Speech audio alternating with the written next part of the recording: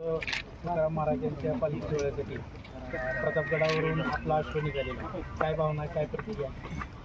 सभागृहाप्रमाणे वर्षानुवर्षे संत तुकाराम महाराजांच्या अश्वसेवेच्या माध्यमातून भक्तिभावाने आमचे वडील कैलासवासी प्रतापसिंह मोहिते पाटील यांनी सुरू झालेली ही अश्वसेवेची परंपरा आज सतत आमच्या कुटुंबाच्या माध्यमातून चालू आहे.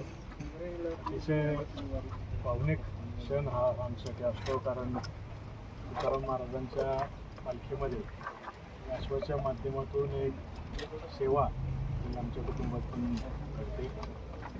तुकाराम महाराजांची एक पालखीचं रिंगण हे अकलूजमध्ये दरवर्षी होतं आणि बलराज हा अश्व आणि आत्तापर्यंत अनेक वाऱ्या तुकाराम महाराजांच्या पालखीमध्ये केलेल्या आहेत आणि अतिशय चांगल्या पद्धतीनं रिंगण सोहळासुद्धा हा बलराज घोडा पार पाडतो. बलराज हा मारवाड जातीचा घोडा आहे आणि अतिशय शुभलक्षणी हा बलराज घोडा तुकाराम महाराजांच्या चरणसेवेसाठी आपण वापरतो. अश्व जो घोडा आहे आपला शिस्तप्रिय असा ओळखला जातो, त्याबद्दल काय सांगा? बलराजला लहानपणापासूनच ट्रेनिंग दरवर्षी दिलं जातं. म्हणजे पालखीच्या आधी विशेषतः 6 महिन्यांपासून त्याचा खुराक आणि ट्रेनिंग सुरू होऊन जातो. त्यामुळे आपण पाहतो की पालखीमध्ये लात मारणं किंवा कोणाला चावणं असं कधी आजपर्यंत या घोड्याने केलं नाही. जातीवंत असा हा घोडा असल्यामुळे, शुभलक्षणी असल्यामुळे त्याचे लक्षणीय त्याच्या वारीच्या सेवेच्या माध्यमातून आपल्याला पाहायला. या बलराज अश्वाचं खास वैशिष्ट्य काय आहे?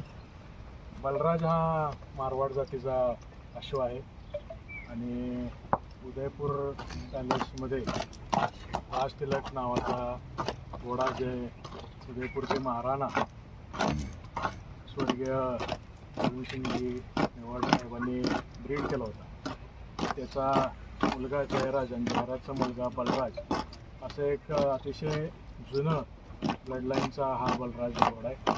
बलराजच्या शुभलक्षणी बागोरे जे घोड्यांमध्ये अश्वांमध्ये पाहिले जातात त्याच्यामध्ये अतिशय शुभलक्षणी असं त्याचं सर्व बालबहुरे आहे आणि एक चांगला टेम्परमेंटचा स्टायलियन आपण बलराज अश्वाची जी सेवा आहे ती किती वर्षे आहे?